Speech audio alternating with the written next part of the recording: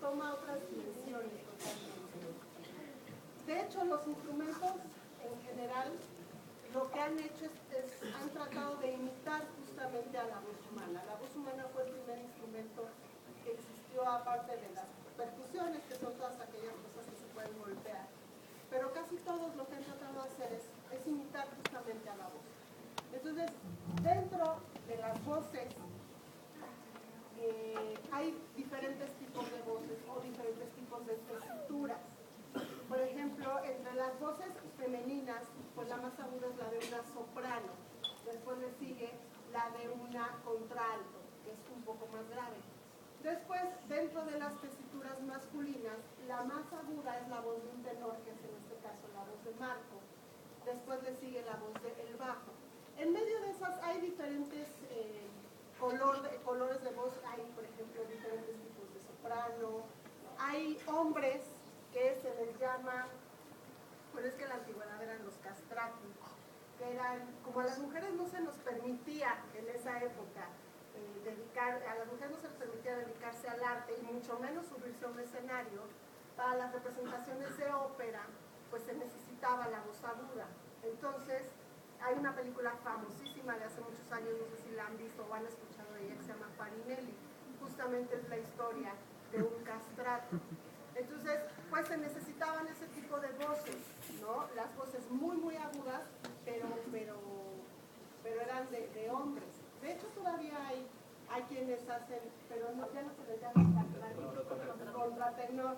Exactamente, es la voz de un contratenor que se escucha como la voz de una mujer. Entonces, bueno, dentro de las voces, esos son los diferentes tipos de voces que existen.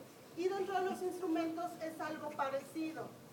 Por ejemplo, la familia que el día de hoy visita la escuela es la familia de cuerdas frotadas.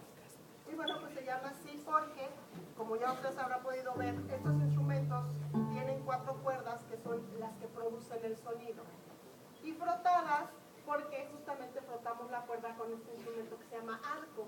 No sé si alguno de ustedes sepa de qué está hecha esta parte blanca del arco. Exacto, es el pelo de la cola del caballo.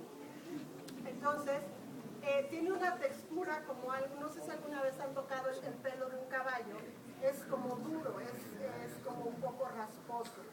Entonces, eso mismo hace que cuando frota la cuerda crea una fricción y entonces produce el sonido por la vibración.